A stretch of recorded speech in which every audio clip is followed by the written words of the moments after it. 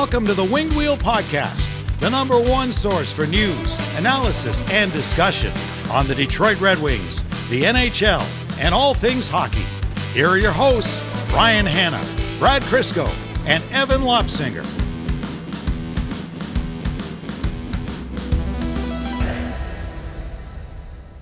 So some of the feedback we got on the half-baked, half-transitioned into the new studio setup, first that I laughed at was, whoa, the guys have legs, which I thought was funny.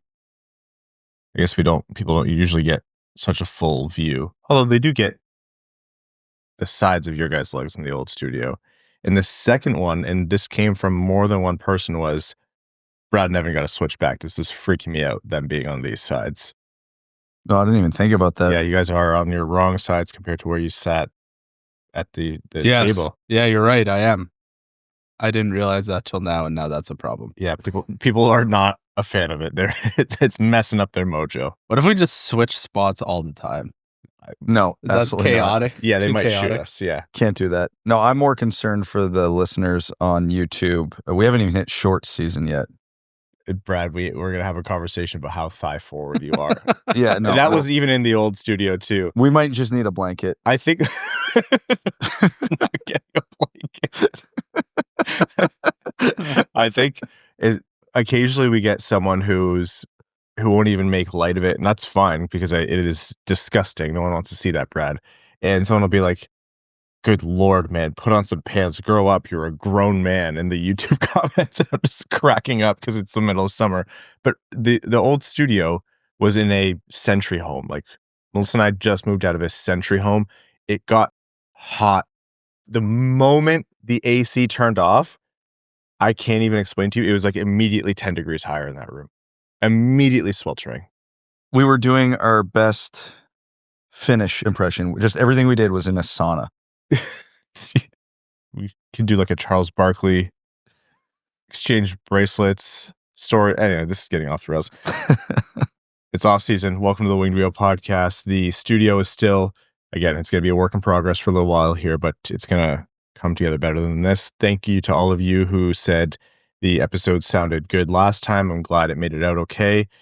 We are here to talk to you about all things Detroit Red Wings hockey, the world of the NHL, and lots more. I'm one of your hosts, sitting in my correct position, Ryan Hanna. I'm Brad Crisco. And I'm Evan. See, you said that, and I looked this way first because I'm used to looking left after the intros. You guys got to switch. This is really messing me up. Yeah, I'm going to have a whole new kink in my neck just from turning to the left. I like the muscle reflex is to just go. Well, I mean, just to keep our bodies balanced will change every 5 years. Yeah, exactly. It's all about balance. On this episode of the Winged Wheel Podcast, we're going to be talking about Detroit Red Wings abroad, how some of Detroit's star players are faring at the Worlds, and why it's notable for the Red Wings. We are going to be talking about forward options to help a couple of those guys, who some of the candidates are. We've been talking about them so far, but just again to dive into what those contracts might look like if it's worthwhile. We are going to get into NHL and playoff updates. A lot happening. We didn't talk about Quenneville going to Anaheim. We didn't talk about Ken Holland going to the LA Kings. We just have so much playoff drama to talk about. And then we're going to get into a prospect profile for another name that is pretty popular among Red Wings fans in terms of who they want to draft. All of that and more before overtime. Very quickly, patreon.com/wingedwheelpodcast if you want to support the show. Our Patreon supporters make everything that we do possible. You get access to benefits like our bonus overtime episodes, which record after the main show. We let loose. We have fun. You get Thoughts with Evan. You get bloopers. It's a good time. You also get access to our Patreon exclusive Discord. Additionally, you're automatically entered into all of our giveaways. In season, we give away 2 tickets to every Detroit Red Wings home game, the vast majority going directly to our Patreon supporters. And in the offseason, we're going to be allowing you to pick Brad's wardrobe for each episode. So you thought your shorts were short before, buddy. Just wait. Don't tempt me with a good time. Again, patreon.com/wingedwheelpodcast. Okay. The Men's World Championships, IIHF. It's not a best on best tournament. I was talking to some people the other day, and they were like, "Tell us about the tournament." I was like, you know what? It's a good time. It's not exactly the pinnacle of competitive hockey, but it is still competitive international hockey. Just a lot of the best players in the world are still playing right now in the NHL playoffs. Still, this year's funny because you have Sidney Crosby, Marc-Andre Fleury, Nathan McKinnon all going. And it's also notable for Red Wings fans because, Red Wings players are used to being invited because they haven't been playing in April and May for quite some time. But among those who are there, Mo Seider, Lucas Raymond, Marco Kasper have been notable and standing out for their respective teams. And I think Marco Kasper is still the biggest story in terms of Red Wings forwards and what people are noticing and are excited about for future. Yeah, like you alluded to, it's not a best-on-best tournament, not only because a lot of the top players aren't there. I can't speak to the European nations, but I know the North American teams that head over, there is a very strong chance a lot of those players are hungover for the games, and that's not even to be funny. That's very, very likely a possibility with a lot of these guys because they do treat it as a working vacation. That all being said, it is still a lot of the best players on the planet, and even Sidney Crosby at 80%. Who am I kidding? Crosby doesn't party. He's going to 100%. It's some very, very good hockey. Like, this is still a far cry from something like the World Juniors. You are getting top-level hockey. I've heard Nathan McKinnon really let loose over there. He had a pack of Sour Patch Kids, cried for a week afterwards, but he's going to be hungover. Go. He's hungover for a month. That sugar high, he'll never come down from it. Yeah. Yeah, Kasper has been really standing out, not just because of his age and not just because he was such a feel-good story this year, but because he's playing for Austria. And with all due respect to the Austrian ice hockey program, he does not have a lot of NHL-level support on that team. And there are a lot of teams in this tournament that are at the same level or below Austria. So some of these games have been, equal, we'll call it. But he's been the best player on Austria by a mile. He has kept them in some games that they had no business being in. Who was it? They came down to the wire with Sweden. And it's on his back. He has been not only Austria's best player, arguably one of the best players in the tournament, full stop. So the big takeaway I have from that, because obviously we saw what he did on the left wing of Larkin and Raymond. And let's be honest, you spend a good amount of, if Evan spends a good amount of time with Larkin and Raymond, he's probably going to get some points. And then just an abdicator experience. Exactly. And then he went down and he played with, he downgraded to Alex DeBrincat and Patrick Kane. Yeah, it's tough scene there. So as much of a positive as Marco Kasper was this year, and as much of the eye test that we could all agree on, there was a bit of, okay, but was he earning these points or were these a lot of because of who he was playing with? Well, the fact he's doing it on Team Austria, I think, does a lot to answer that question. Another part to this, too, is Marco Kasper played very close to a full season. And for most of that, really intense, hard minutes. Like, it's been the story of any Red Wings rookie who has shown a mild amount of competence. It's like, hey, man, you accidentally just became really important at work. We need you to play the hardest minutes possible, and it's gonna suck. Like, it's gonna break your body. And this offseason, you're gonna go, what the hell was that? And he's out here continuing his season without missing a beat, playing at a high level at the Worlds. And I know that, this is off-season content. We know this is off-season content. We're talking about the World Championships. I'm not going to say this means Marco Kasper is a Hart candidate, but I'm not lying when I say it's actually notable to see this kid go out there and be able to do that and not miss a beat, because we have seen prospects that have turned out to be fantastic players for not just the Red Wings but other teams. But their first offseason, after their first full year in the NHL, they disappear and they are just living in the gym after eating a ton of calories to recover, because that season broke their bodies, because the NHL test of an 82-game season is exceptionally hard. And here's Marco Kasper just barreling through like the pinball that he is. It's just another check mark on the list, right? Like, Marco Kasper comes in at the start of the season, well, not into the season, and you're wondering, what do we have with Marco Kasper? Every moment since then, he's checked the boxes, continues to improve and impress. And I think this is just another moment of that. Brad says, he's out there on Austria by himself, not a lot of NHL players. I'd argue that that's very reminiscent of playing on the Red Wings. So maybe he's well suited for that role. He wouldn't know what to do if he was on Team Canada or the States for that matter. But all of this is basically culminating in a massive, successful season for Marco Kasper. The sophomore slump is real.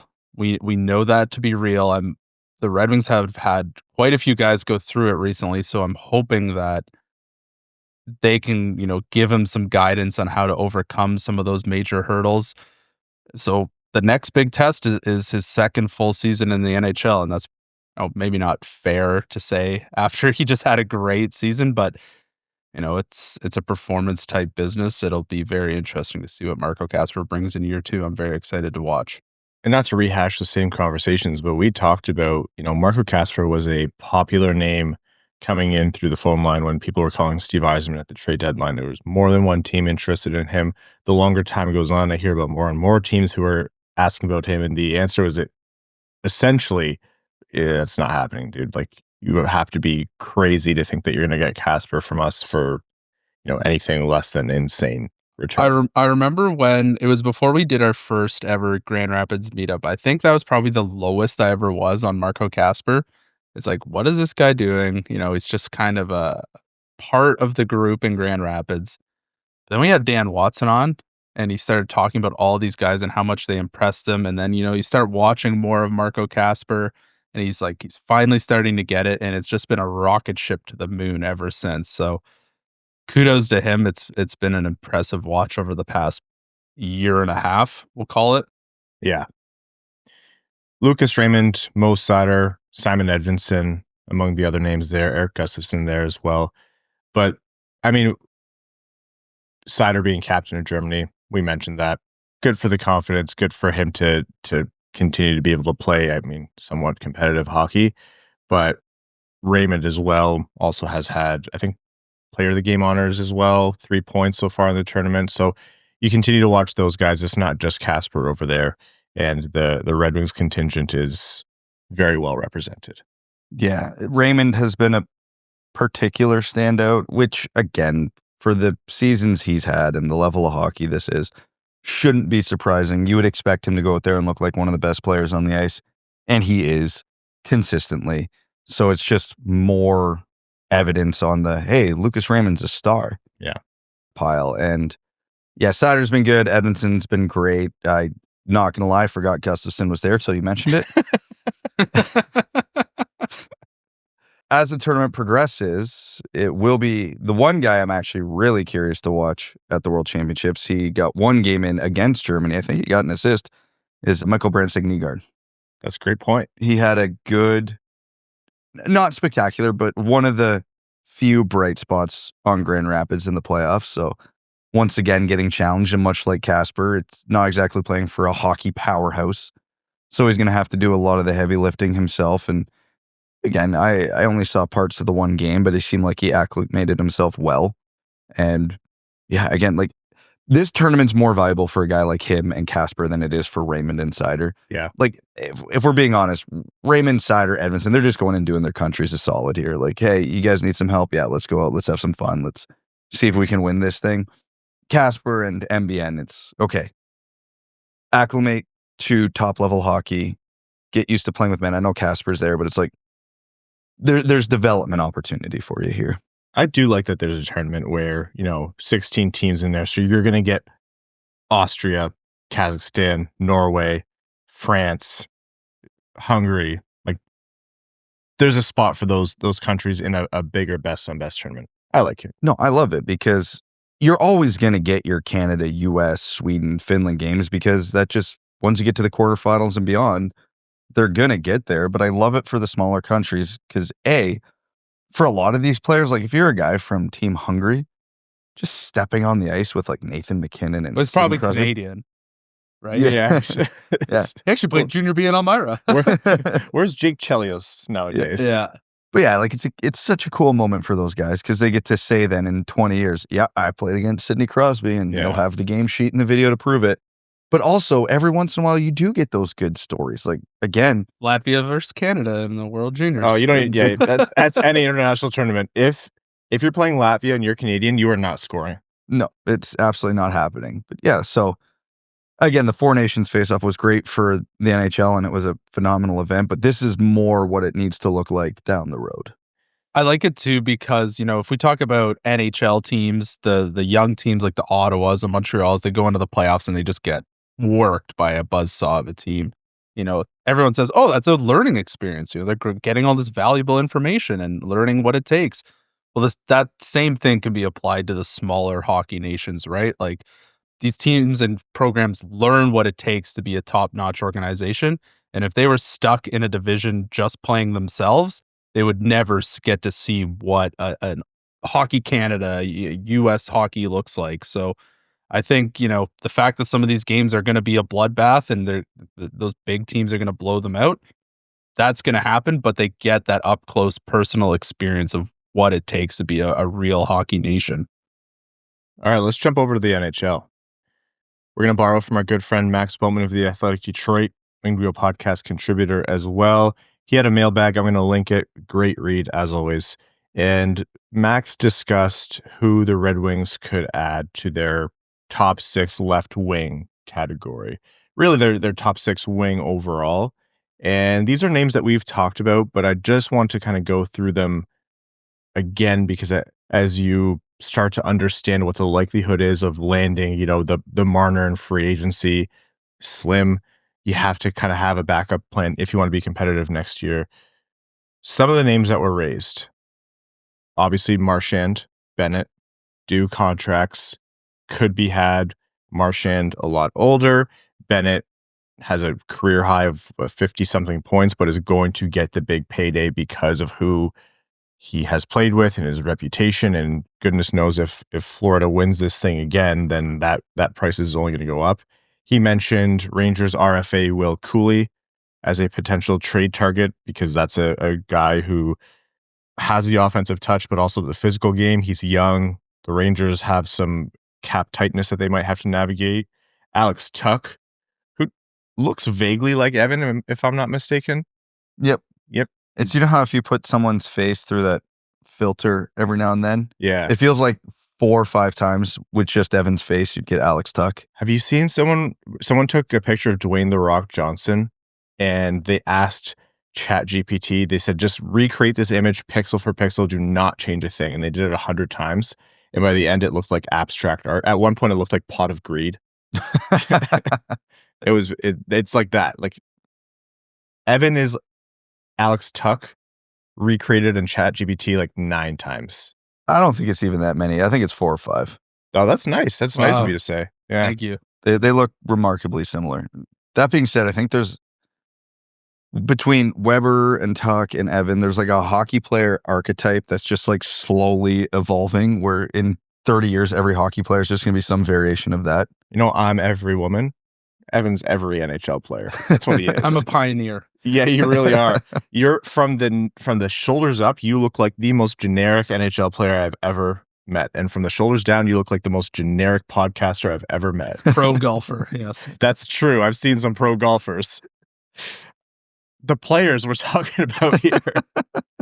Let's start with Sam Bennett.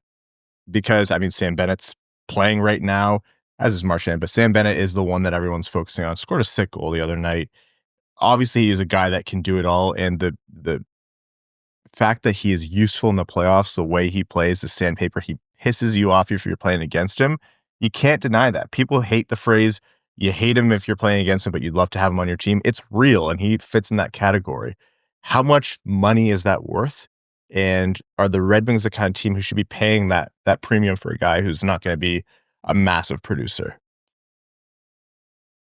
If you had to create a winger for Dylan Larkin and Lucas Raymond in a lab, it would probably look a lot like Sam Bennett. Could not agree more.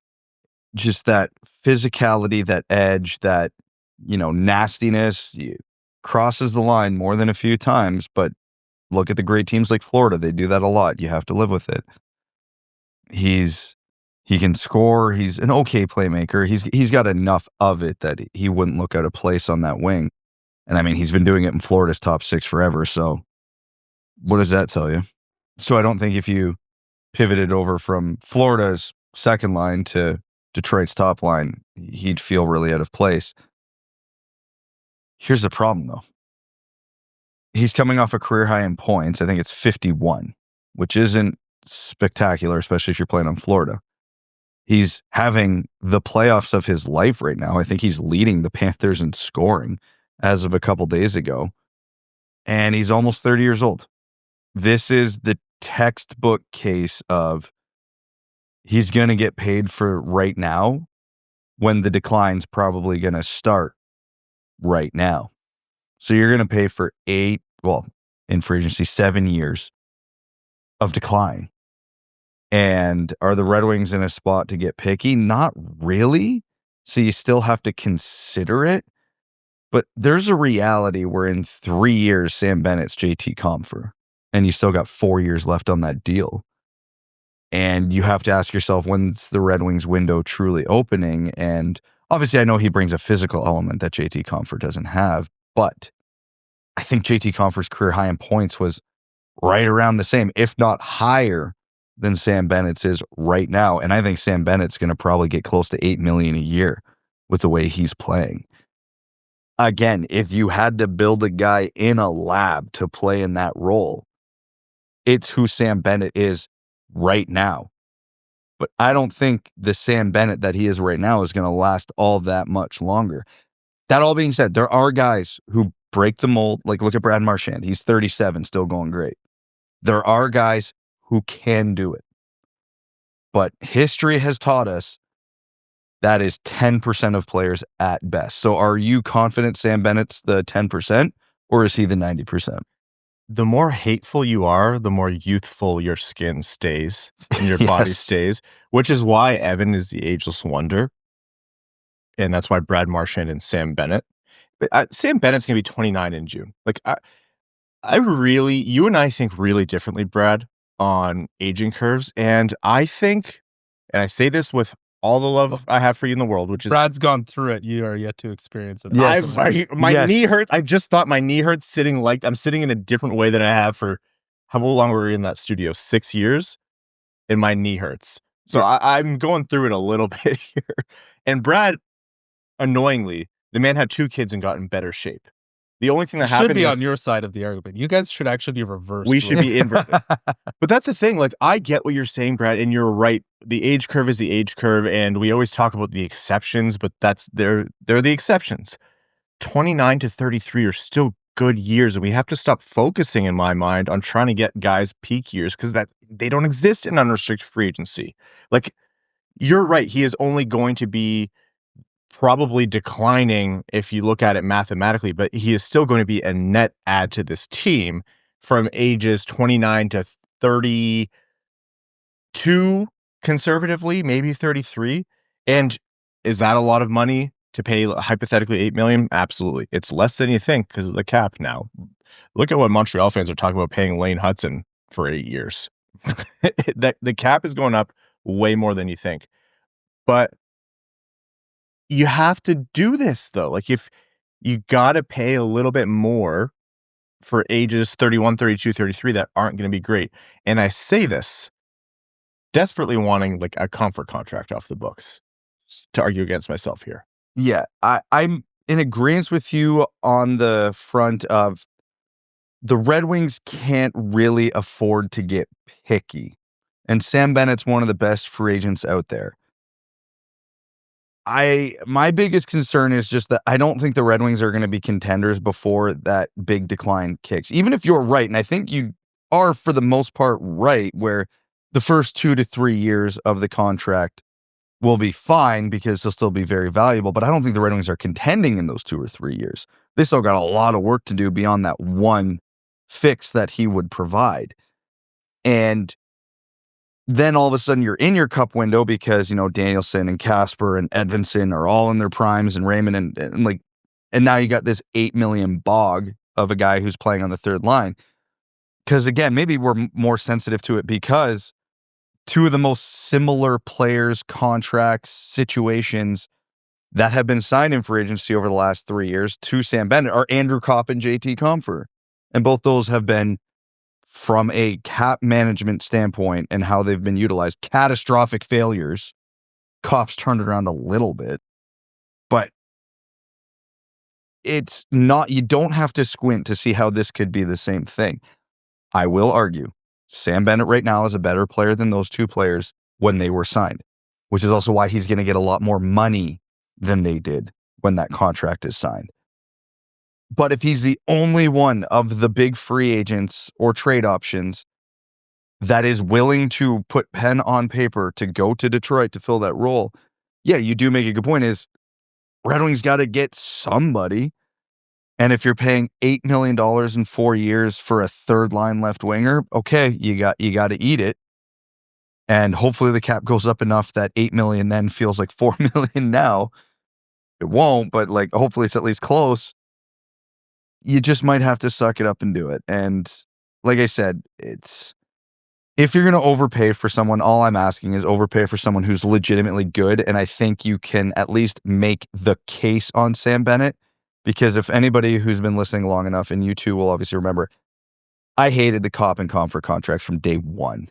Like, you could see it coming, but at least with Bennett, he brings that physicality and a slightly higher ceiling than those two did. Yeah, I think with Sam Bennett, if the scoring disappears at some point in his career, and I mean, he's had a career high of 50 whatever points it was this year, so the scoring isn't elite by any means. He has those intangibles, right? Like, he could provide that extra edge, that extra jam, that sandpaper that teams are desperately looking for in the playoffs. I'm just very curious if the Red Wings have any appetite to bring in a player like that, based on the fact that their team mostly is not built to play that way, to play with that sandpaper type abrasion. I could argue myself that maybe they should add some of that, and I would fully agree. I'm just thinking from a Red Wings perspective, do they have any appetite to bring in a guy who's gonna do that when the track record and the draft track record kind of shows that they're not looking for those types of players? Well, first off, most improved player, Brady Cleveland, fits that bill a little bit. That is true, yes. But because they're drafting too high. Like, they're drafting too, I mean, Sam Bennett. That's a great point. Was drafted very high. Yeah, you're not counterpoint wrong. to that, if you redraft that draft, he's not going that high. As good as he is. Sam Bennett's redraft positioning is wild in his career arc. Yeah. High, way lower, way higher again.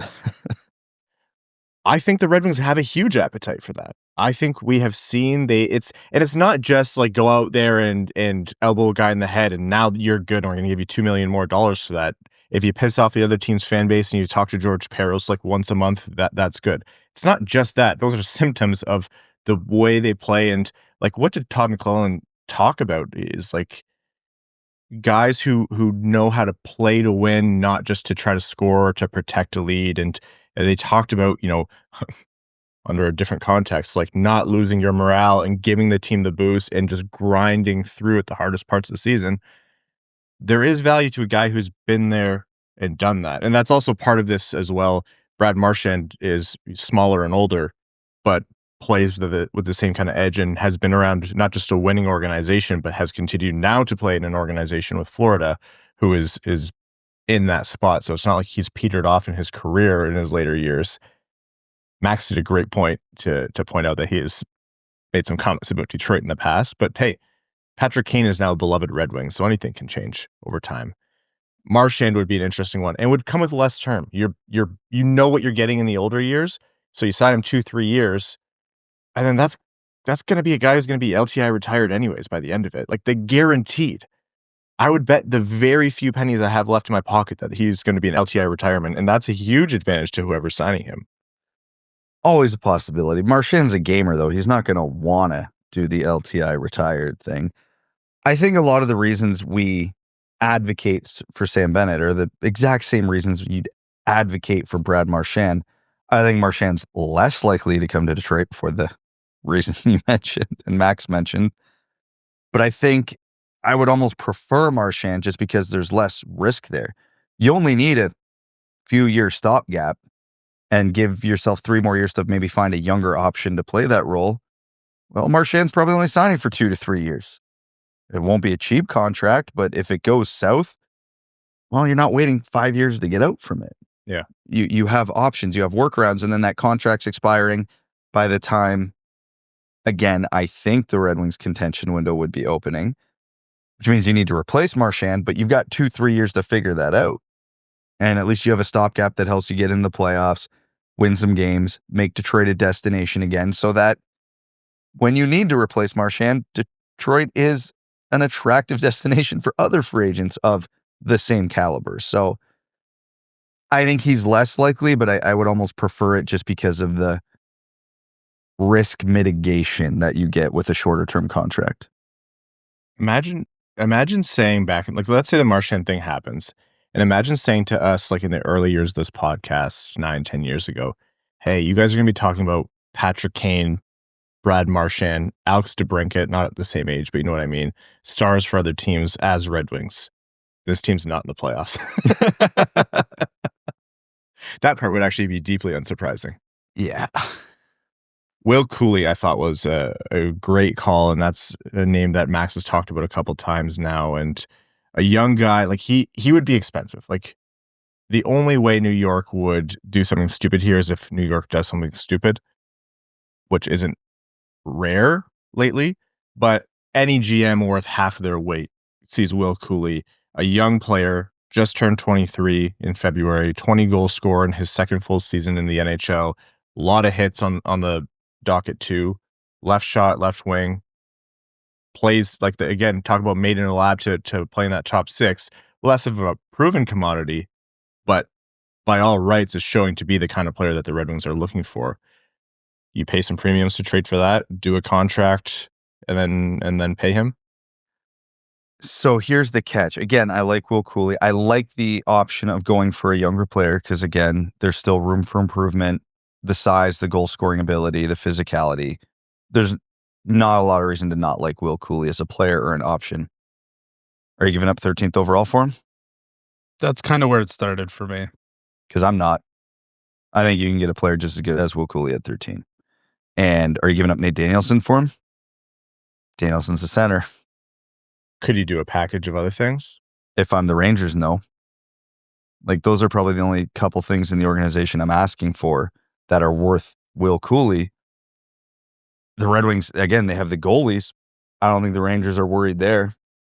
And then you look past the goalies and you look past Danielson in the 13th overall. I don't think they have an asset that they're willing to give up worth Will Cuylle. And if you're throwing together a package of MBN and a pick, I'm not doing that if I'm the Rangers. So I don't know. That's one of those ones I love in theory, but I struggle to see what the deal looks like where both teams would consider it. I have a really hard time with a lot of these trade proposals lately, which is how you know it's about where you're looking at. I do think the NHL surprises you sometimes in terms of how boring a bunch of trade packages are. It's like, oh yeah, we traded this guy who has first round pick value for like 2 seconds in a B prospect kind of thing.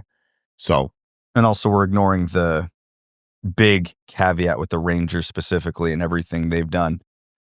Yeah, they missed the playoffs this year. That is not a team intent on rebuilding. They are going to try and load up and go for it again this year. So if you're pulling Will Cuylle off the roster, who's going in that spot? Money. Like they if they have a free agent that they have negotiated with that they can get and they need to do something to free up the cap space, that's a possibility.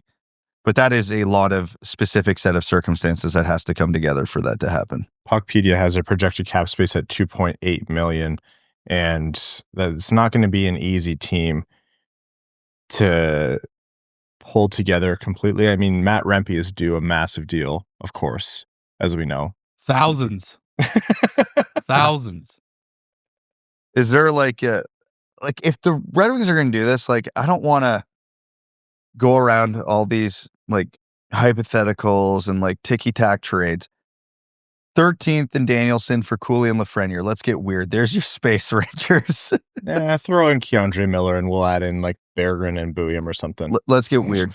Let's get absolutely weird. I'm curious to see what they do with both Cuylle and Keandre Miller, and I think the Red Wings would have interest in both of them. Yeah, now if you're looking at a bigger trade like that, now that's where I get very interested, and now 13th overall is absolutely in play. Danielson's in play. Like,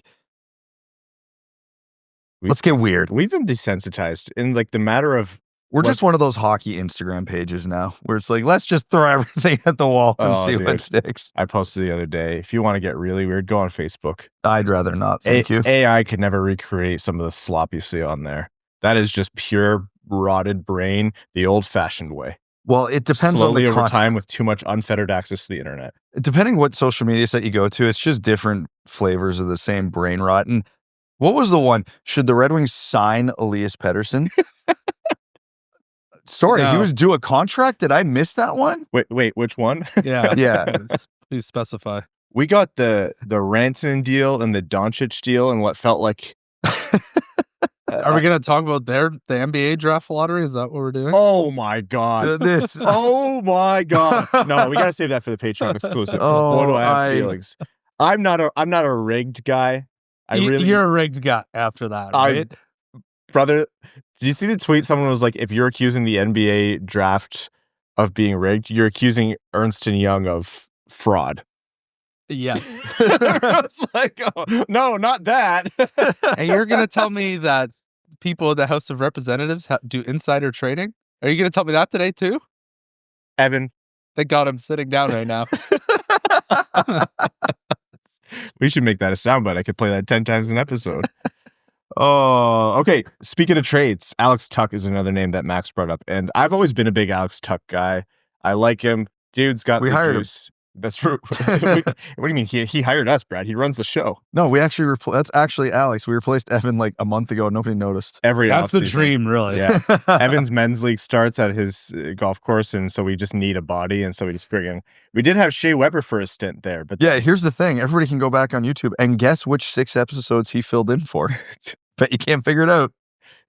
We thought the video was frozen, but it just turns out Evan was very still. Yeah, that's how he is. You guys think about Alex Tuch, and would Buffalo even do it? 1 year left on his deal. That last point's the whole catch of it for me. 1 year left on his deal.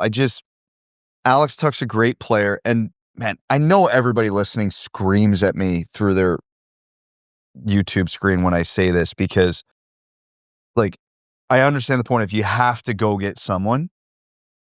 But the Red Wings, and I'll repeat it till it no longer is true, are not in a position to be going and getting rentals. And you can say what you want, Alex Tuch, he's only got 1 year left. He's a rental. Like, you're not giving up the absolute premiums that you would have to give up for Alex Tuch for 1 year. If it comes with a good contract extension, sure, we can have the same debate about age versus production that we just had with Sam Bennett. And it all applies to Alex Tuch. But I like Alex Tuch more than I like Sam Bennett in this circumstance. I will throw that out there. Not a dramatic difference, but a little bit. But then you're also adding in the trade assets you'd have to give up where you don't have to do that with Sam Bennett or Marchand. Again, it's another one of these. The theory of Alex Tuch in Detroit's top 6 is perfect. But given where Buffalo's at, they are not trading an Alex Tuch without replacing him on the roster. I think they are well past the point of making that type of trade for futures. Maybe at the deadline if their season goes off the rails again, and maybe you negotiate a contract extension. But again, it's just one of those, the cost versus the contract and the term, I just don't see it making a lot of sense. Is that going to be the answer to, I'm picking on you so much this episode, and I think it's because of the way I'm facing. I'm still figuring out how to sit on this couch. Is that going to be the answer to everything, though, until you do it? You remember what I said last episode about, like, at some point, you just got to do something that doesn't make sense? Yeah, but no, because, like, what if you're Buffalo? Like, you're not letting Alex Tuch go. Again, this is the price for everything. It's a first plus, even for 1 year of Alex Tuch, because a contender is going to give that up. You're better off saving that until seeing if your team sucks like Buffalo always does, and then trade him at because the crappy garbage answer is eventually. That could be a year from now. That could be this season. That could be 3 years from now.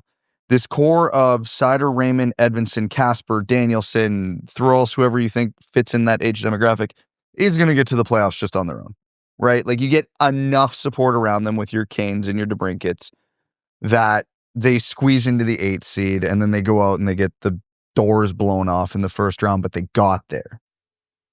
That core is a playoff team, which means when you add the ancillary pieces that are actually good, all of a sudden now you might be talking about a round or two in the playoffs, and then the snowball gets going, right? But that first step has to come, because if you go give up Danielson for Alex Tuch, and then you still miss the playoffs, like that's devastating, because now you had someone who's going to help you for the next 10 years for a guy who didn't even help you for 1 year.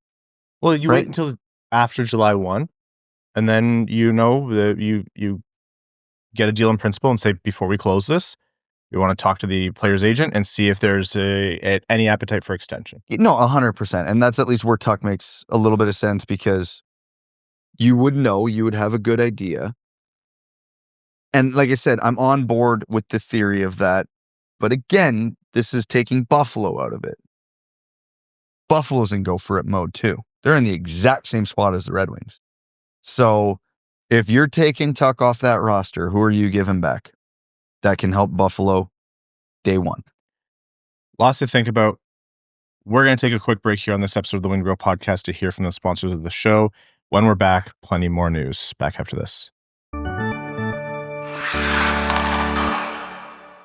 All right. If you're like us and coffee's basically the fuel that keeps you going, whether it's early morning podcasts, late night game rewatches, or just grinding through another rebuild, then you need to check out Coffee Cult. These guys are serious about coffee. They only use specialty grade Arabica beans from all over the world, and they actually work with their farmers to make sure every single bean is top quality. No joke, they inspect each one, and they won't roast anything that isn't excellent. The result is super flavorful and honestly superstar level coffee. And get this, they roast to order. So when you place your order at coffeecult.com, your coffee isn't sitting on a shelf somewhere. It's roasted fresh just for you, and then it's shipped out. That's as fresh as it gets. Their dark roast is a go-to. Smooth, heavy-bodied with notes of caramel and chocolate, perfect for cold mornings at the rink. Or try something a little different like the Sumatra with chocolate and brown sugar vibes. And they've got a killer lineup of single origin coffees from places like Colombia, Kenya, Brazil, you name it. Head to coffeecult.com, that's KOFFEEKULT.com, and use code WWP to get 15% off. And if you spend over $49, shipping is free in the US. That's coffeecult.com, spelled with a K. Drink better coffee. How did you choose which internet service provider to use? The sad thing is, most of us have very little choice because ISPs operate like monopolies in the regions they serve. Then they use this monopoly power to take advantage of customers. Data caps, bandwidth throttling, the list goes on. But worst of all, ISPs have the ability to keep a log of every website you visit, and so can a ton of other third parties. Unless you use ExpressVPN. Without ExpressVPN, those third parties like your internet provider, your mobile carrier, even your school or work network admin can still see every site you visit, even in incognito mode. ExpressVPN reroutes 100% of your traffic through secure, encrypted servers so that nobody can spy on what you're doing online. What makes ExpressVPN the best? First, it hides your IP address so your activity stays private. It's also incredibly easy to use. Just one tap and you're protected. And it works on every device. Anything you use to stream, browse, or doom scroll in the middle of a third period meltdown. Plus, it's rated #1 by multiple outlets. I used ExpressVPN to stream hockey games that weren't available in our region. Being able to bypass that with a secure connection, that was an absolute game changer. Protect your online privacy today by visiting expressvpn.com/wingedwheel. That's expressvpn.com/wingedwheel, and you can get an extra 4 months free. expressvpn.com/wingedwheel. Welcome back. The NHL, it's not been dull, and not just the Stanley Cup Playoffs. It's like the 10th episode in a row I've said it. Let's start with the coaching hire that was a long time coming in terms of it was to be expected that this guy would be back, and undoubtedly was going to be controversial. Joel Quenneville hired to replace Greg Cronin as head coach in Anaheim. And the response has been, like I mentioned, expectedly divisive.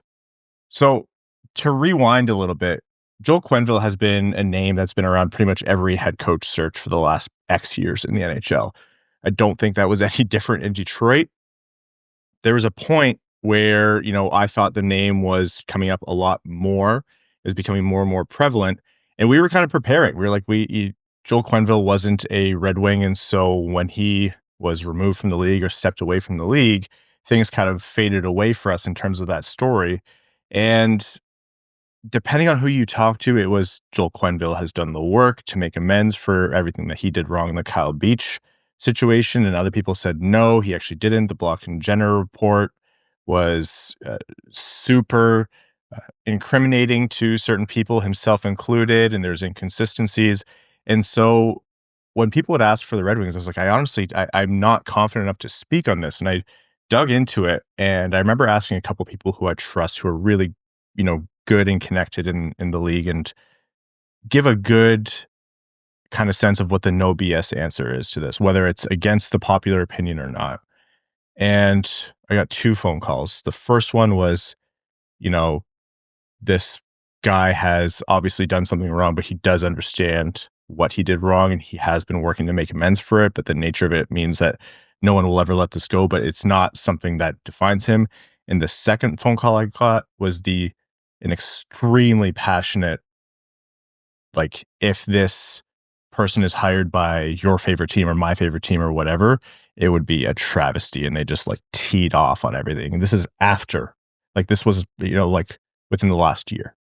And so it was always going to be a hornet's nest. And the Anaheim Ducks fans are experiencing that right now.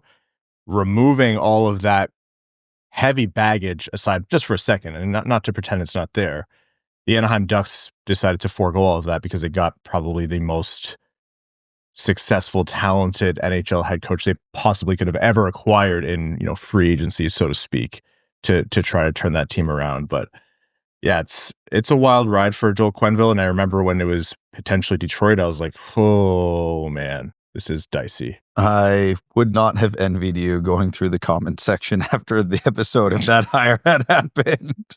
I would. Why do we have 400 Patreon questions? Yeah, it's such a tricky situation because there's almost no way but to speak out of both sides of your mouth here because of all the stuff we don't know. Obviously, he's a good coach. Where Anaheim's at, they needed a good coach. I understand this fully from a hockey perspective, but the hockey perspective here does not matter at all when you're having this conversation. There's been a lot of reports that Quenneville has put in the time, put in the effort to try to make amends, to try to understand what he did is wrong, to try to make things right, to, take the steps to never let something happen like that again. I genuinely hope for Anaheim Ducks fans that Quenneville has truly learned his lesson. I hope for Kyle Beach that he believes Joel Quenneville has done everything in his power to do whatever he can to right a wrong. Not that bell can ever be unrung, but at least, like I said, what you can. If he hasn't, this is garbage. And I'd be disgusted that Anaheim even thought about this. If he has, I can understand the thought process of, okay, let's give him a second chance and see how it goes. Elsewhere in big hires in the NHL, a name that's familiar to us, the biggest hockey sicko of them all. Bigger than Brad Crisco, who does not physically know how to not fill his free time, little though it may be, with hockey. Ken Holland is back in the ring, decides I didn't quite like having time off. I didn't like not being stressed. I didn't like golfing. Gets himself the ideal position, closing in on the LA Kings GM role, stays on the West Coast. The LA program is like that. They were talking about the Islanders. Imagine being in contention for the Islanders job and you land the LA Kings job. I'm sorry, it's a little bit more glamorous there. And the team's in much better position. Why LA would do this? Oh, do I have questions about that? Am I happy they did it? Thrilled. I'm over the moon that they did it. Ken Holland is back. We all love Ken Holland. Great guy. We're super. Again, I'm a hockey sicko, so, game recognized game. And Ken Holland, like you said, is the biggest hockey sicko of them all. And the level of respect I have for that man is through the roof. That he absolutely needs. It's in the fiber of who he is as a human being. He needs to be in the middle of hockey all the time. And I respect that deeply. He hasn't been a good GM in the NHL for friggin' 10 to 15 years. So I do not understand this hire at all from LA's perspective. But I almost don't even care. I'm just here for the ride. Let's get weird. Ken, just throw it all at the wall. Nothing conservative here. Get weird, buddy. Go for it.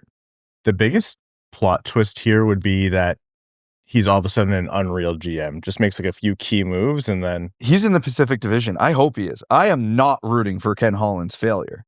I want this to go extremely well. Show us an old dog can learn new tricks.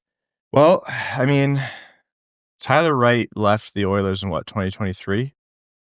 Run it back, Ken. Good luck, LA Kings. I'm not going to say it's guaranteed to go bad. I really do like Ken Holland, but like Brad said, he was a thrilling GM in an older era. This recent era has been just don't even talk to Red Wings fans, talk to Oilers fans. Look, bring back Tyler Wright, take the high-scoring winger out of the QMJHL, just run it back, Kenny. Just do it. 5th time's a charm. NHL playoffs. Every time we record these and we talk about something crazy that happened the night before or 2 nights before or whatever, the next night has even more insanity.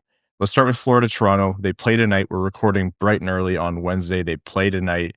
And the most recent game, that series tied 2-2. And you had a Kulikov elbow to Marner's head, which I only saw afterwards. Like I had to go back and watch a lot of that game after just because of the house stuff. And I saw after the Domi hit on Barkov, which we'll talk about in a second. And someone's like, well, Kulikov elbowed Marner. I was like, oh, how bad could it be? I watched the replay. I'm like, oh my God. That's not good. And then Domi at the end of the game is like, all right, well, this is what we're doing. Goes and just drills Sasha Barkov from behind. Poor Barkov, these playoffs. He's the living meme of, what did I do? Innocent bystander every time. It's Kenny from South Park.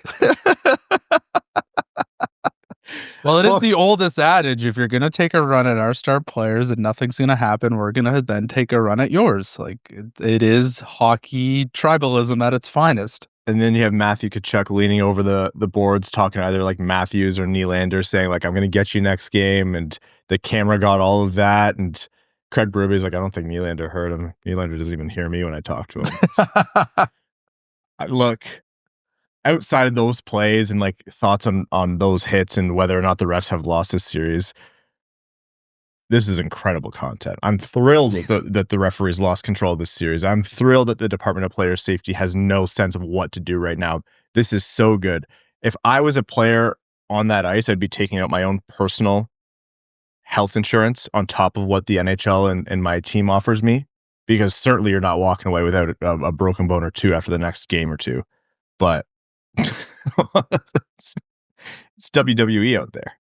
If this was game 53 of the regular season, I would have a long, passionate diatribe about why Kulikov needs to be suspended and why Domi needs to be suspended and why the league needs to step in to prevent any more garbage like this from happening.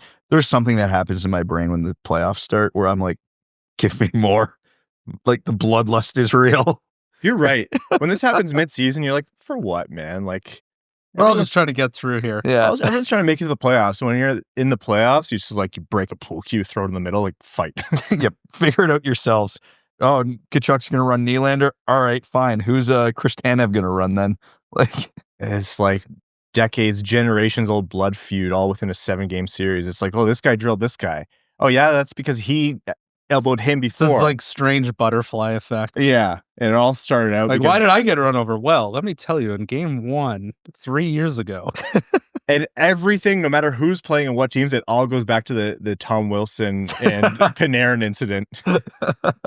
That's all it is. I just can't wait for like game 6. Big showdown. Out comes Ryan Reeves. That would make Florida extremely happy. That means Ryan Reeves is going to be on the ice at some moment in that game. Toronto is within 1 overtime goal of taking a stranglehold of that series. How nervous are you if you're a Leafs fan right now? Yeah, they were an overtime away from going up 3-0, and now it's 2-2. They cannot be feeling good right now. The demons are at the door, but this is very similar to what happened in the series against Ottawa. Like, they had multiple overtime games that could have went either way, and they, obviously pulled the series out, but that series could have went a completely different way as well. Well, there's one key difference. It's the Ottawa Senators versus the Florida Panthers. Exactly. I said on a previous episode when this all started that Toronto's answer, if they're not going to just dominate Florida the next game, they have to go out and run someone. They actually won that game, so it all turned out great for them. They didn't have to run anyone, I guess, any more than that series usually offers. Now I'm thinking, if you're Toronto, you want them taking penalties next game. Like, screw the tone of the series. Like, that, the tone's already decided. You want them taking penalties, and you try to capitalize on the power play if you can keep a level head about it. So channel your inner Evan Nylander, unbothered Lane King energy. Well, this is the part that's going to be a problem for the Leafs, and why we talk about Florida doing this is so, effective. Because even if the Leafs do everything right, get under Florida's skin, and Florida's running around like a bunch of idiots, the officiating in these playoffs has been awful. They are just going to game manage this, and it's going to end up 3 to 4 power plays apiece. There is no advantage to the Leafs trying to goad the Panthers into power plays because it's not going to matter. So if I'm the Leafs, I'm just matching their energy. We're just going to go toe to toe. I hope so. One, because I don't think Toronto wins that game, so it'd be funny to me. And two, because I don't think the alternative's any better for them. Speaking of funny games, I think the funniest possible result to the next Oilers Golden Knights game was Stuart Skinner pitching a shutout after Brad sat there. I truly have seen it all. Hockey, don't just pigeonhole me. Everybody was saying the same thing. I was not out on a limb with that one. Your limbs don't reach far enough out to be out on a limb, but I see what you're saying. Yeah. And Stuart Skinner goes out and pitches a shutout 3-0, and the Oilers go up 3-1 in that series. You know who else was probably looking at that game going, oh, Jesus, Stuart Skinner starting? Knobloch, the Oilers coach. He couldn't have been comfortable with that. To be fair, Edmonton dominated that game. It's not like Skinner had to do a headstand to get the shutout there. He did play well, and he did make some good saves, but I think he could have let in 5. Edmonton was probably going to win that game. If they get Ekholm back, if they make it far enough to get Ekholm back in these playoffs, that's the same as Dallas, who's now 3-1 on Winnipeg, getting Heiskanen back. Like, it changes the game. You just have to kind of survive until then. Yeah, honestly. There's going to be a lot of fun callbacks from playoff series from like 20 to 25 years ago that we're getting. We very likely could get an Edmonton-Carolina Stanley Cup final rematch, which was one of the more fun Stanley Cup finals of my lifetime. Where are Dwayne Rolison and Archer Zerbe? Yeah. I don't even care about the years. Like, just give me those two guys. Give me my youth back. That would be about the quality of goaltending we would get in that Cup final. And it wasn't even Rolison, because remember, Rolison got hurt game 1. It was UC Markkinen. Do not besmirch the good names of Dwayne Rolison and Archer Zerbe. Sure, you'd lose a puck or 3 in Urbe's pads, but he saved them. That's fair. Dallas and Edmonton could be a conference final. How many great series have they had? Like, this could be a lot of fun nostalgia in the Final Four. Carolina continues to make work of Washington. They're up 3-1. Barring Washington turning something around, Carolina looks heavily in control of that series. I've seen about 2 games worth of time from that series, and my only takeaway is, how the hell did Washington win a game? Like, every second I've watched has been pure dominance by the Hurricanes. Like, just maybe I just watched the exact rate 120 minutes worth of hockey, but holy hell, that is like, when you see a team down 3-1, you know their odds are low, but like, I could see Vegas doing it. I could see Winnipeg doing it. I cannot see the Capitals doing it, which all but guarantees they're going to be the only one of the 3 who does it. But yeah. Just I do not see that reality. All right. Until the next chaotic Stanley Cup playoffs update, let's get into our prospect profile for this episode. A popular name for Red Wings fans who have been raising this ever since they knew he would be a potentially player in Detroit's range. You know, I've seen him ranked anywhere from the bottom of the top 10 to the late teens kind of thing. Carter Bear from the Everett Silvertips WHL, left shot, skilled forward, had an injury this season, which I think probably affected his draft stock, but definitely a productive player that's worth taking a look at if you're the Red Wings or the teams in that range. How do you feel about Carter Bear? And are you at all thinking that he could be at the top of your list of guys who could be, a productive player that you would steal kind of at pick 13? I wouldn't consider him a steal there. It's right in range. There's a lot to like about the player. It's not huge, but he's not small either. He's 6 feet. I don't think the injury is a huge concern. I mean, he scored 40 goals this year. He's ultra high compete level, tons of skill, can definitely make plays with the puck, whether that's as a goal scorer or a distributor.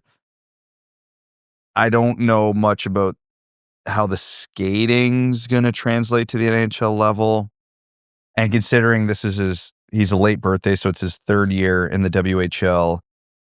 The production was really good, but not special. Like, again, to circle back to one of my favorites, Reshney outproduced him as a 17-year-old. But there are a lot of translatable skills there. And you combine that with the work ethic, the compete, the smarts, the hockey IQ. This isn't Michael Rasmussen, like the player who just physically dominated junior hockey and put up all the stats. And I do like the offensive touch more than I liked of Nate Danielson's going into the draft. Obviously, Danielson's skating's better, but yeah, I'd be perfectly comfortable with him at pick 13. I don't think he will be my preferred choice at 13 just because I can think of 14, 15 players in the draft I like better than him at this moment. But he's right in that range where I could very easily be talked into it. I'm glad you said he's not Michael Rasmussen, because whenever you see those combinations of things and the late birthday and what have you, you're like, how real is this? Because Red Wings fans have been burnt before on this. But I kind of came to the same conclusion as you.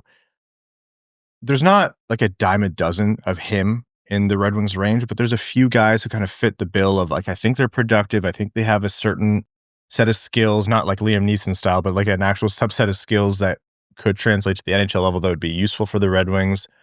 The compete's there. The actual skill is there. I do agree. I think that's real, and I think that's translatable.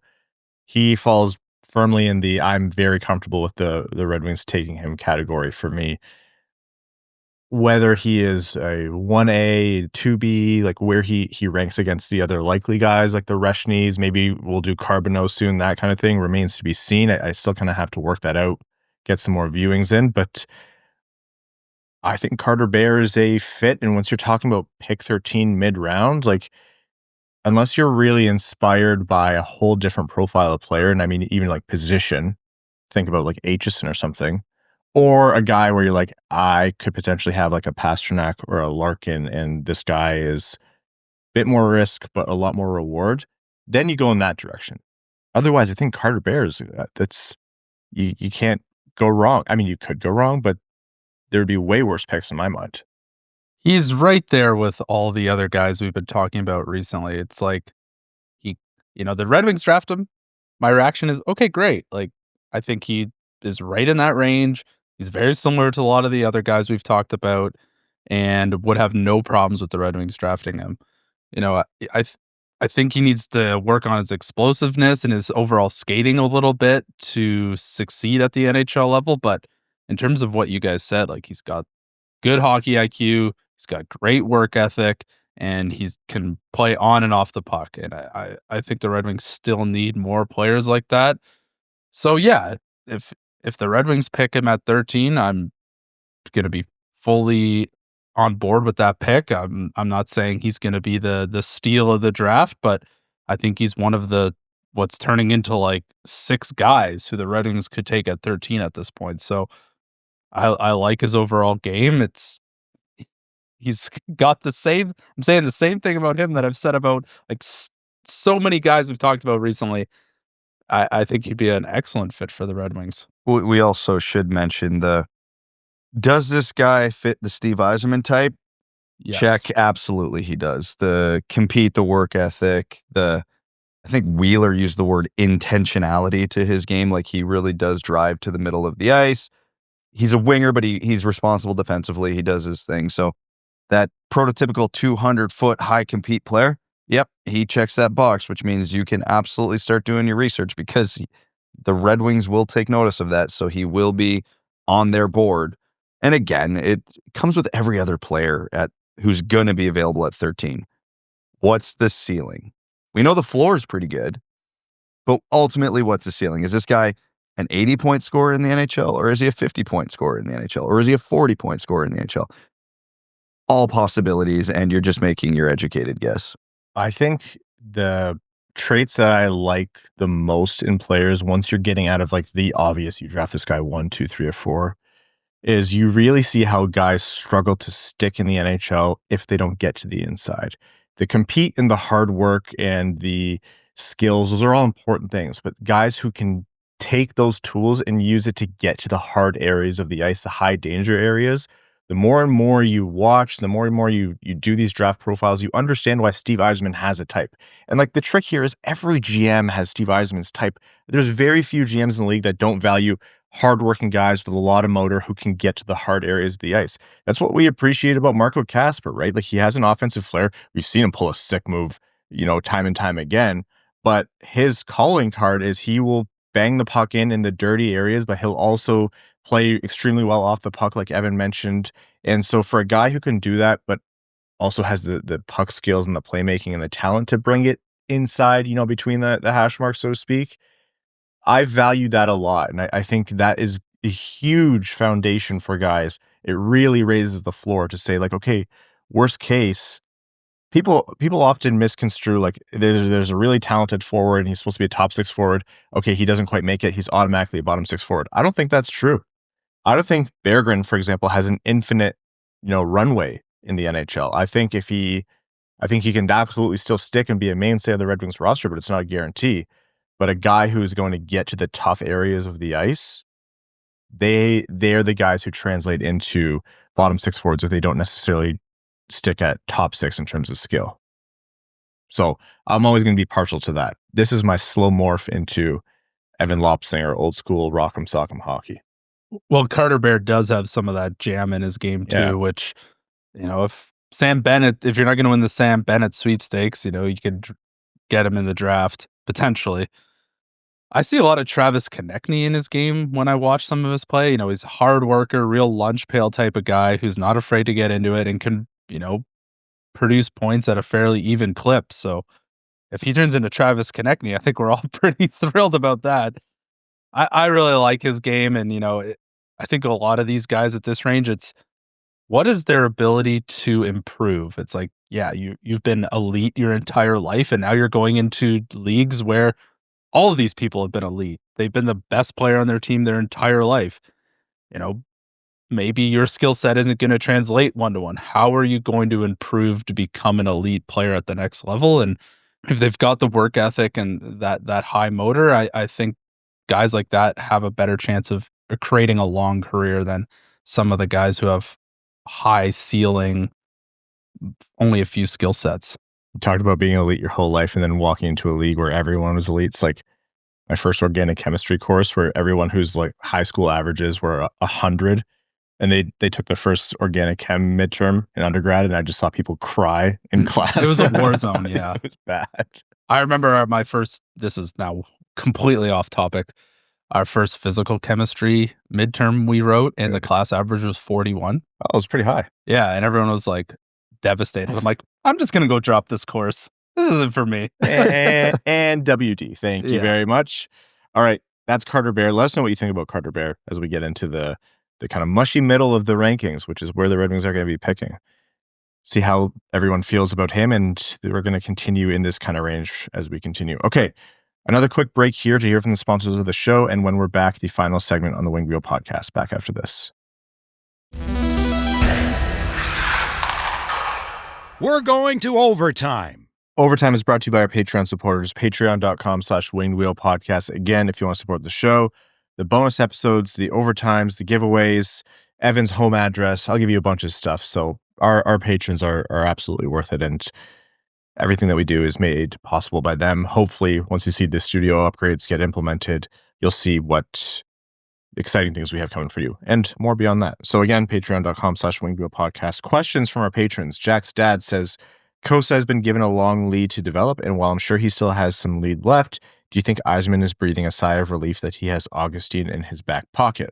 At what point do we start thinking about moving Cossa? How valuable of a trade piece could he be this offseason, and do you think Yzerman considers it if there's an offer? I think Yzerman's considering everything these days. And yeah, having Augustine helps, obviously. But both goalies come with risk. That's the inherent nature of goalies. Kossa's the big athletic freak who really struggles with consistency. That's the strength of Augustine's game, is he's a very steady, stable goalie, but he's only 6'1". That's small by NHL standards. So they could not be more different from each other, but having both does make you more comfortable with both. And I don't think they're going to move either of them anytime soon. Yeah. Cossa going through a tough spell right now isn't why, or it's not brand new that Yzerman would feel comfortable about having Augustine. Brad's right. You can't just have one goalie and feel absolutely set. It's going to be tenuous until you see that they make it. There's a strong mathematical probability that neither of them do. And you, of course, consider a trade for any position where you view yourself having a surplus if it can help you in a way that's dynamic. Their Canadian That's How says, it's hard for me to believe that the Red Wings are even close to being a playoff team next year with a goalie tandem of Mrazek and Talbot, Marner or no Marner.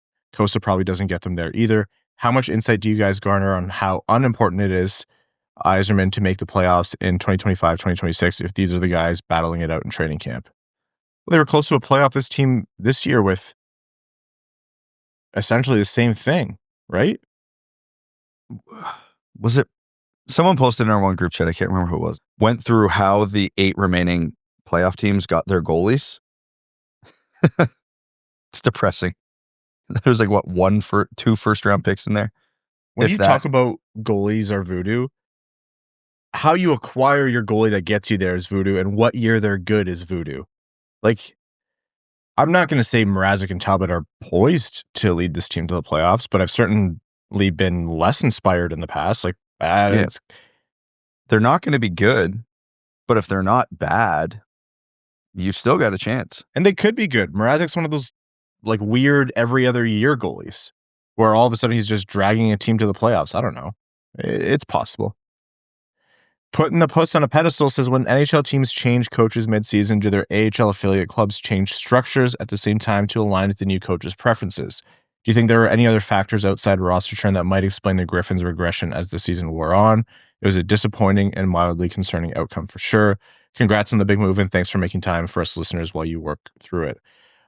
Mid-season, you're not going to see a lot of downstream changes generally, unless the issue was downstream as well, and the GM's trying to address a couple things at once.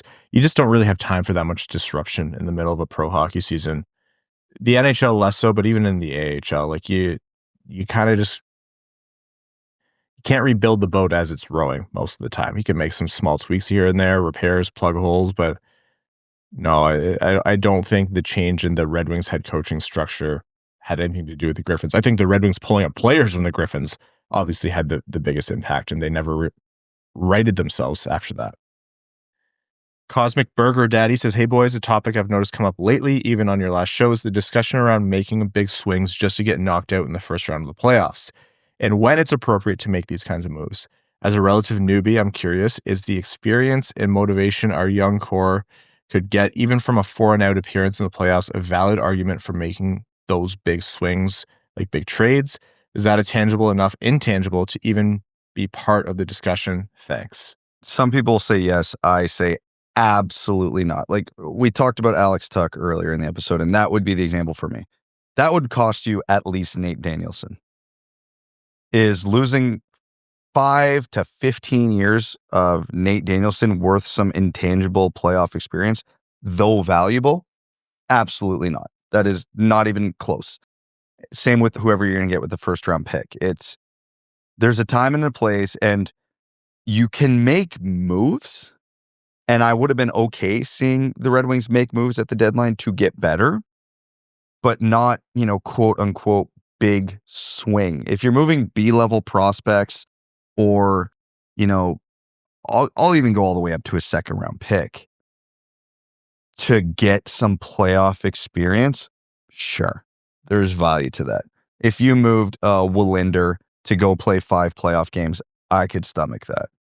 But moving a premium asset that's going to help your team in a significant way for a long time is absolutely, beyond a shadow of a doubt, not even close to equal value. I think it can be worth it if, like, a big swing could also be categorized as a big signing, right? Like, you're using cap. Yeah. And that to me is a lot more palatable. And I do think the playoff experience is worth it. I didn't really used to think this way. And then I saw what losing culture can do to a team. So I think just getting in is worth a lot more than I used to give it credit for. I agree with Brad on the extreme end of things. You're not mortgaging the biggest futures for the shortest term returns.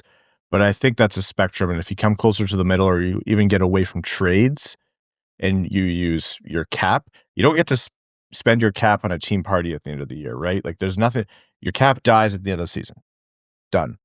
We're not sitting here trying to preserve billionaire owners' pockets. And so spend the money, not recklessly, because you don't want to ruin your cap structure moving forward. But if you spend a bit more of your cap structure to get some short-term gain and then hopefully have a cascade effect, and that helps guys in ways that wouldn't have by just playing 82 games, I think it's worth it. Rasmussen and Petrie on a 2-0 breakaway says, what teams are going to be true bottom feeders next season? I don't know if I see anyone being as bad as San Jose and Chicago were this year, besides maybe San Jose and Chicago. I think San Jose is going to be better. I think so too. I think Chicago is going to be awful. If Chicago gets Gavin McKenna, I will be so damn angry. Like, yeah, the East doesn't really have any true garbage teams right now. Is anyone going to take a big dip? I could see the Islanders. Yeah. If they move on from Barzal, maybe. I hate... if Boston really unloads things. I wouldn't hate that. I would actually love that. I could see Boston. I'm still not sold on Philly, but I don't think Philly's bad enough to be a bottom feeder. And then, you got your teams out west. You know who the big wild card in all this is? Vancouver. Yes. If Pettersson doesn't bounce back, if by some miracle they do actually decide to trade Hughes, Besser's not coming back, Demko, God knows what's going on with his health any given day. Again, I don't see bottom feeder, but they could be bad. Well, they could be real bad. Demko's going to be a Red Wing, so.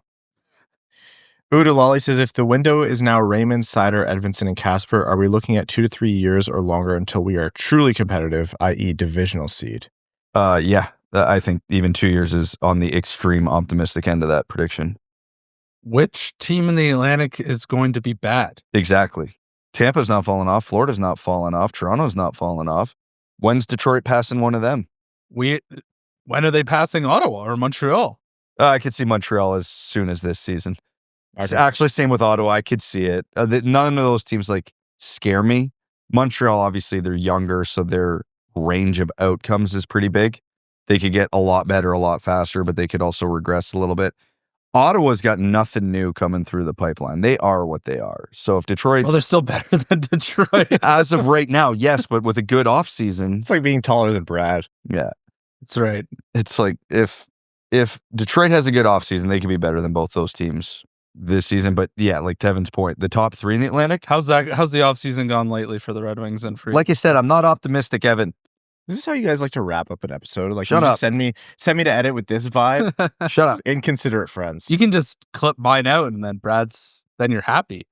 You think listening to more of Brad by volume makes me happy? No, but his take was probably more on the optimistic side. It wasn't even optimistic. In terms of perennial competitive, you're a team competing for a divisional seed, yeah, you're probably looking at that range. It could be longer. A surprise could make it shorter, but it would be a surprise. But, I mean, the math is the math. If you're looking at the window for guys who are younger, it's going to be further out. But it doesn't mean that you don't have Larkin, that you don't have DeBrincat. You still have those players on your teams. And I also really, I implore people to shake the notion from their heads that once a guy starts to move downwards on his age curve, that he's a bad player. Would you take 92% of Connor McDavid? Yes. Yeah. Well, And even Dylan Larkin at age 34 is probably still a good second line wing. that's what I mean. Like, Yeah. they're still good, productive players. And when teams win and they win playoff series and they win the cup, they're not made up of players who are all at 100% of their overall ability throughout their careers. It's a mishmash, and it's never looks perfect, and rebuilds are ugly and imperfect and mistimed, and that's just how it goes. Apparently, Corey Perry is Right? Like, the antithesis to your point. and you can coach and manage your way to maximize the abilities of those guys too, right? Like, you're not going to send Dylan Larkin in 5 or 6 years out on the hardest minutes. You're going to give him a wingers to, or maybe he'll be on the wing, and a center to kind of create the space for him and do the hard, checking and skating, and then it frees him up as well. Like, guys who are 33 and 34 are still productive in this league, and God, as Evan said, guys who've been out of this league for more than one reason come back and make it in. So just because a guy's getting older doesn't mean he's not productive. And that, I'm saying this so emphatically because my knee really hurts for no reason at all, and I'm scared of the heat death of the universe and my own mortality. On that note, let's wrap up this episode of the Winged Wheel Podcast. Thank you all so much for tuning in. Appreciate you again handling our weird schedule. I know last episode was delayed. Apologies for that.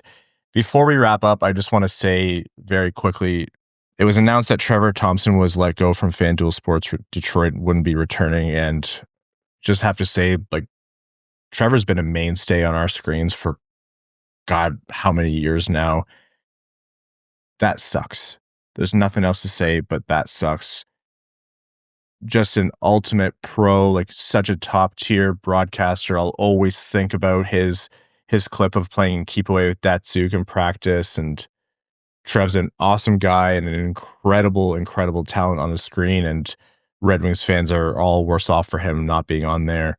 There's nothing else to say here other than that sucks, and it's just going to be hard to not see, all this talent and these amazing personalities that we grew up with really on our screens not there. So thinking about Trevor and be remiss in not mentioning something. All right. We're going to wrap up this episode of the show. Thank you all so very much for tuning in. To all of our Patreon supporters, we could not do this show without you.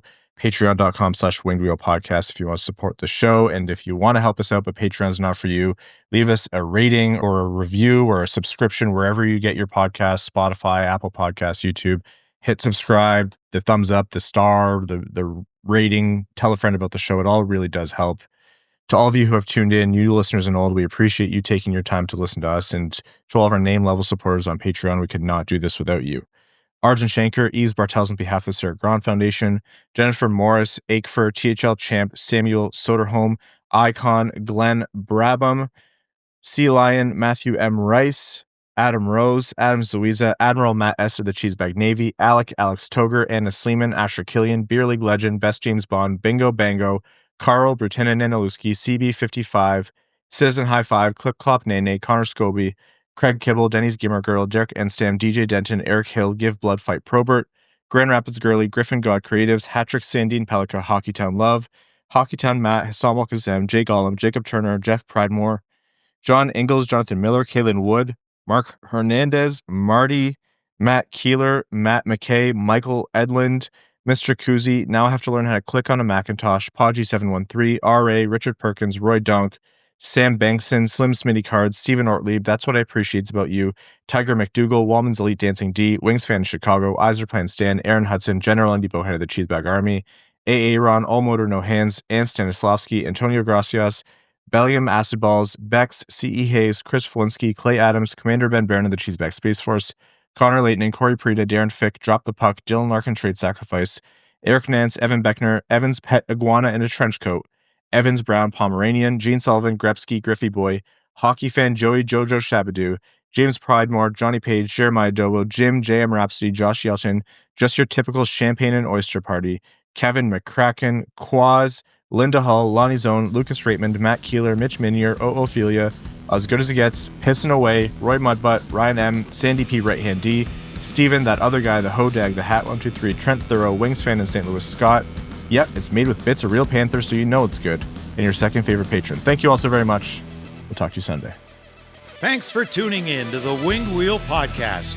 Be sure to visit wingedwheelpodcast.com, where you'll find links to subscribe to the show on Apple Podcasts, Spotify, YouTube, or wherever you get your podcasts. You'll also find ways to support the show, like Patreon, official podcast merchandise, and more. And don't forget to follow us on X at Winged Wheel Pod, at Ryan Hanna, WWP, at Brad Crisco, and at Hockeytown Evan, as well as Winged Wheel Podcast on Instagram.